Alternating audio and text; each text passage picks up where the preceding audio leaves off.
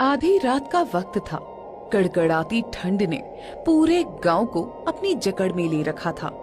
चारों ओर घना अंधेरा और कोहरे के साथ सन्नाटा पसरा था। तभी एक घर से कराहने की आवाज आती है।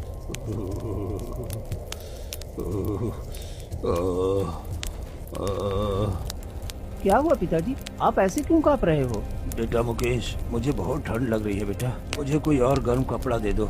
मुझे भी ये ठंड बर्दाश्त नहीं हो रही है और लगता है मेरी तबीयत खराब हो रही है। मुझे दवाई और कुछ गर्म कपड़े दे दो। ठीक है पिताजी, मैं अभी आपके लिए कुछ गर्म कपड़े लेकर आता हूँ। मुकेश घर के अंदर से कुछ गर्म कपड़े लाकर सुखू को दे देता है, लेकिन फिर भी सुखू ठंड से कांपता रहता है। बेटा, ये जमा देने वाली ठंड मुझे और बर्दाश्त नहीं हो रही है। ठंड मेरे शरीर के अंदर तक उतर गई है। हाथ पांव सुन्न हो रहे हैं बेटा। सांस भी बोझ लगने लगी है। अंदर से ऐसी कमजोरी महसूस हो रही है, जैसे लगता है जैसे मेरी सारी ताकत बर्फ बनकर जम गई हो। मुझे नहीं लगता है बेटा अब मैं इस ठंड में बच पाऊंगा। पिताजी, आपको कुछ नहीं होने दूंगा। मैं अभी भैया को बुला कर ले आता हूँ। इतना कहकर मुकेश अपने बड़े भाई के पास जाता है और मन ही मन सोचता है, मुझे नहीं लगता कि भैया पिताजी का इलाज करवाएंगे, लेकिन इस हालत में भैया कुछ न कुछ तो पिताजी के लिए जरूर करेंगे। फिर वो अपने बड़े भाई पंकज के पास आता है। भैया भैया भैया, आप सो रहे हैं? उठिए ना, पिताजी की तबीयत बहुत खराब हो रही है। क्या हो गया? तुम इतनी रात को शोर क्यों मचा रहे हो? भैया, पिताजी की तबीयत बहुत ज्यादा खराब हो रही है। कुछ पैसे दे दीजिए ताकि मैं उनके लिए औषधि ला सकूं। इलाज की उन्हें सख्त जरूरत है भैया। अरे मेरे पास अभी पैसे नहीं है, रहने दो, बाद में उनका इलाज करवा दूंगा। नहीं भैया, पिताजी की हालत बहुत नाजुक है। अगर समय पर इलाज नहीं हुआ तो वो मर भी सकते हैं। अगर तुझे इतनी ही फिक्र है ना तो जाकर खुद ही उनका इलाज करा दे। मेरे पास इस वक्त बिल्कुल पैसे नहीं है, जब होंगे तब इलाज करवा दूंगा।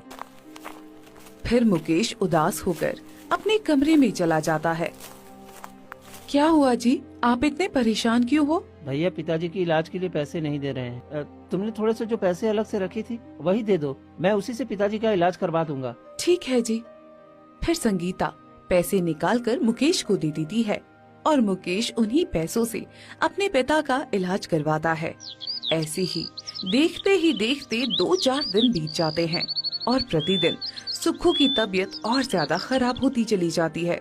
फिर एक दिन अचानक सुखू इस दुनिया को छोड़कर चला जाता है।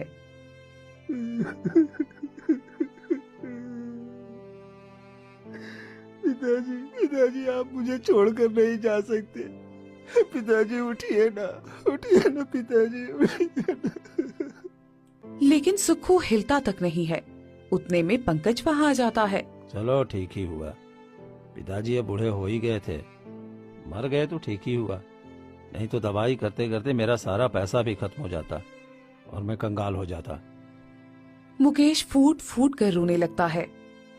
भैया, अब तो पिताजी के अंतिम संस्कार के लिए भी मेरे पास पैसे नहीं है। कुछ पैसे दे दीजिए ताकि मैं पिताजी का अंतिम संस्कार कर सकूं।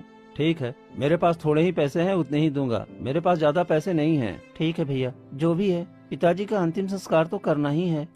फिर दोनों भाई जैसे तैसे अपने पिता का अंतिम संस्कार कर देते हैं।